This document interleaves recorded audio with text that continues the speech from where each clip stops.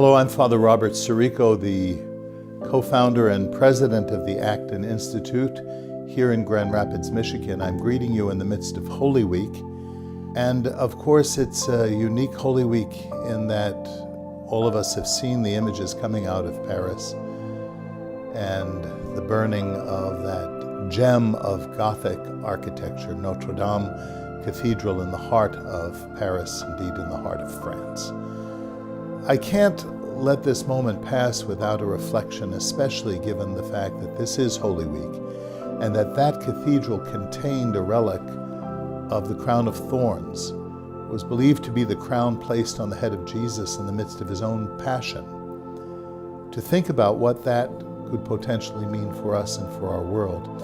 Any of you who have been in touch with the work of the Acton Institute for a period of time have probably seen or heard quoted a French philosopher, one who I'm very fond of and who I think is a deep thinker, Étienne Gilson, who himself alluded to Notre Dame in a reflection in which he said that when one looks at the facade of Notre Dame, referring of course to its beautiful spire as well that just collapsed, that one sees a representation of the rising of the soul to God. And then Gilson reminds us that piety is never a substitute for technique.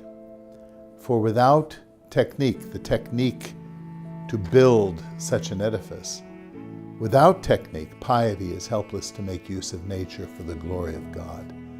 As I look at Notre Dame and its destruction, or almost its complete destruction, thank God that's not the case, the very fear of that invites our minds to reflect, much like the man standing before a gallows reflecting on his own life. Our minds are focused on what is most important. What, after all, inspired the building of such a structure like Notre Dame? It was a sense of human dignity, a sense of aspiration to reach to heaven and to realize too, according to the Christian faith, most explicitly made known in this Holy Week, the descent of heaven to earth in the person of Christ, in his sacrifice of love on the cross, and then in his rising to new life on the third day.